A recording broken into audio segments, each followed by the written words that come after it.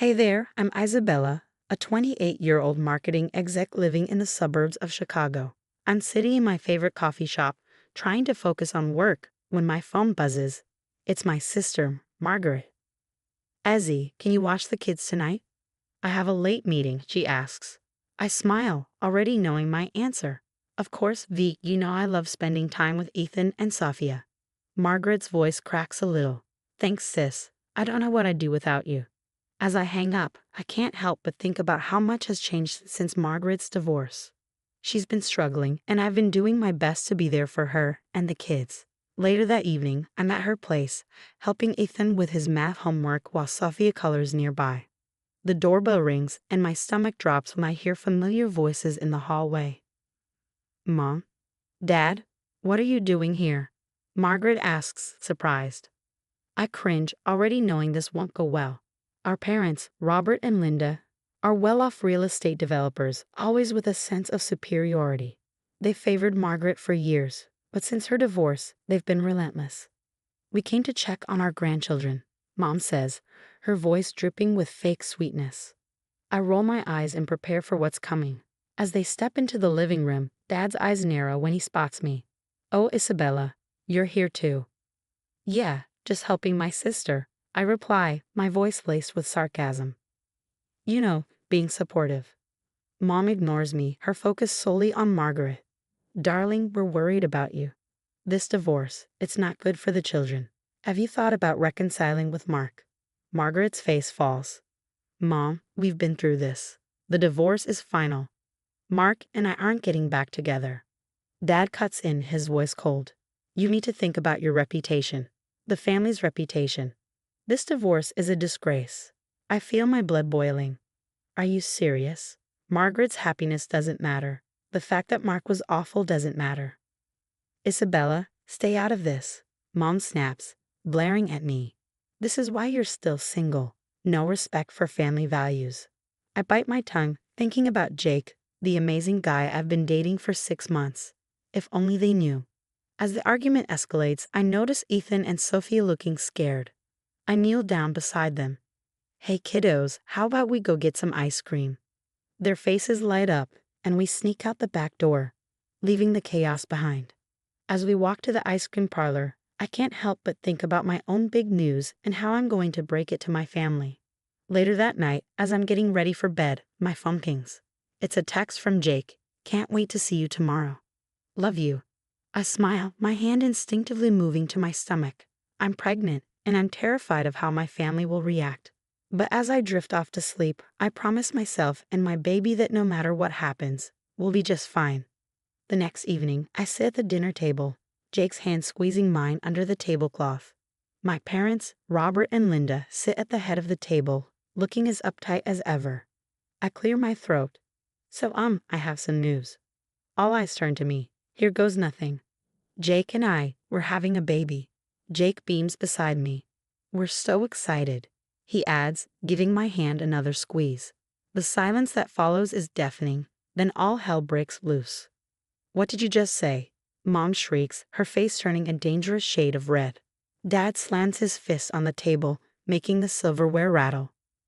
Isabella, how could you be so irresponsible? Out of wedlock. Have you no shame? I feel my cheeks burn. It's the 21st century, Dad. Jake and I love each other. We're happy about this. Mom scoffs. Happy? You've disgraced this family. What will people say? Oh, so that's what this is about. I snap. Your precious reputation. Margaret tries to step in. Mom, Dad, please, can't we just? But Dad cuts her off. Don't you start, Margaret. We're not done with you either. A chill runs down my spine. What's that supposed to mean? Mom's face twists into a smug smile. Well, since you asked, we decided to sue for custody of Ethan and Sophia. The room goes silent. Margaret's face goes pale. What? She whispers. You heard us, Dad says, his tone cold. With your demanding job and this messy divorce, you're clearly an unfit mother. We're doing what's best for the children. I can't believe what I'm hearing. Are you kidding me? Margaret is an amazing mom. You can't do this. We can and we will, Mom says flatly. Unless what? I ask, dreading the answer. Dad leans forward. Unless you fix your little mistake, we'll forget this whole pregnancy nonsense if you do the right thing. I feel like I've been slapped. Fix my mistake? You mean get rid of my baby? Are you out of your minds? Jake stands abruptly, his chair scraping against the floor. That's enough. Isabella, we're leaving. But I'm not done. I turn to Margaret. Sis, you can't let them do this. Fight them. Margaret just sits there, tears streaming down her face, saying nothing. Dad points to the door. Get out. You're no daughter of ours. Gladly, I spit back, grabbing my purse. As Jake and I head for the door, I turn back one last time. You know what? I feel sorry for you. You're so obsessed with appearances that you've forgotten what really matters. Family, love, happiness. You're the ones who should be ashamed. With that, we walk out, slamming the door behind us. Once we're in the car, the reality of what just happened crashes down on me, and I break down, sobbing uncontrollably. Jake pulls me into his arms. It's okay, Azzy. We've got each other. We've got our baby. That's all that matters. As we drive away from my childhood home, I realize he's right. This isn't the end. It's just the beginning of a new chapter, and I'm ready to fight for it. It's been a whirlwind few months since that disastrous family dinner. Jake and I found a cozy little apartment, and let me tell you, waking up next to him every morning makes all the drama worth it. Plus, this baby bump of mine is getting harder to ignore, in a good way. But it's not all sunshine and rainbows. Margaret's custody battle is in full swing, and it's really taking a toll on her. One afternoon, I stop by her place and find her surrounded by legal papers, looking like she hasn't slept in days. Hey V, how are you holding up? She looks up at me, dark circles under her eyes. I'm hanging in there, barely. I plop down next to her on the couch. Listen, I've been thinking. We need to fight fire with fire.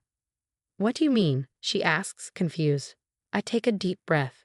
I hired a private investigator to look into Mom and Dad's business dealings. Margaret's eyes widen. You did what? Hear me out, I say, leaning in. The PI found some interesting stuff. Embezzlement, offshore accounts, property flipping schemes. As I fill her in on the details, Margaret's jaw drops lower with each revelation. Holy, I can't believe it, she whispers. Believe it, sis. Our dear parents aren't as squeaky clean as they pretend to be. Margaret shakes her head, still in shock. But how does this help us? I lean in closer, a plan forming in my mind. Think about it. They're trying to paint you as an unfit mother. Well, how about we show the court who the real unfit guardians are? A spark of hope flickers in Margaret's eyes. You really think we can beat them? I know we can, I say confidently. But V, you've got to be ready for a fight. No more sitting quietly while they steamroll over us. Are you with me?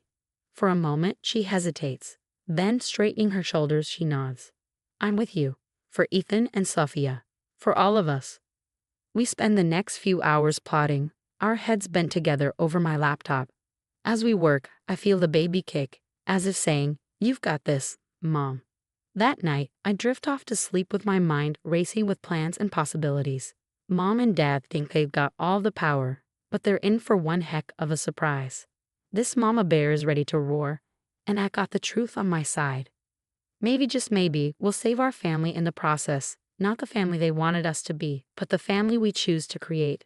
Strong, supportive, and real. The day of the custody hearing arrives, and I'm a bundle of nerves.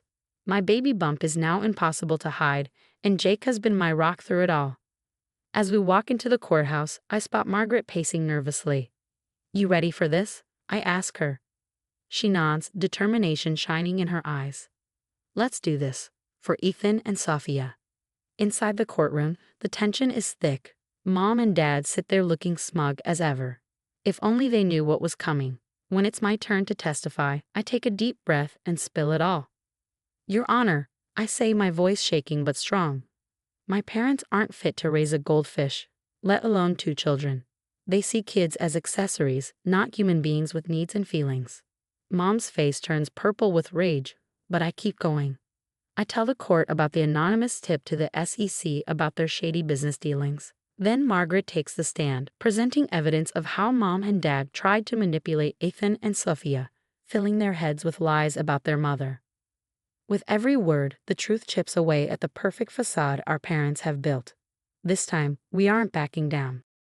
The judge, thoroughly unimpressed with my parents, doesn't take long to make her decision. Custody remains with the mother, Margaret. This case is dismissed. The relief on Margaret's face is palpable, but the drama isn't over. As we leave the courtroom, two men in suits approach Mom and Dad. Robert and Linda, we're with the Securities and Exchange Commission. You're under arrest for multiple financial crimes. Watching them being led away in handcuffs, I feel nothing. No joy, no sadness, just a sense of closure. Months pass and life settles into a new rhythm. Jake and I welcome our daughter, Hope, into the world. Holding her for the first time, I make a silent promise to always put her needs first.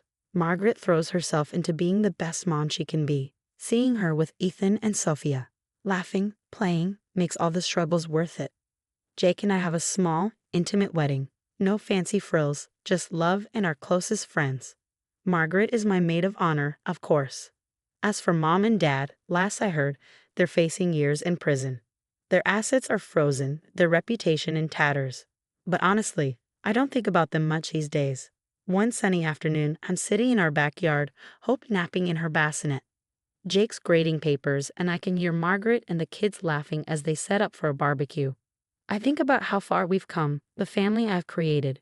Jake, Hope, Margaret, Ethan, and Sophia. It's not perfect, but it's real. It's built on love, support, and honesty. Penny for your thoughts, Jake says, smiling as he leans into me. I smile back, just thinking about how lucky we are, how sometimes the family you choose is stronger than the one you're born into. Couldn't agree more, he says, squeezing my hand. As the smell of the grill fills the air and the kids' excited chatter echoes in the background, I know this is what family should be. We've been through hell, but we've come out stronger. And the future? It's looking brighter than ever. Now I have a question for you. How far would you go to protect your loved ones from manipulative family members? Would you expose their illegal activities, even if it meant potentially destroying your family's reputation and sending your own parents to prison? Share your thoughts in the comments below.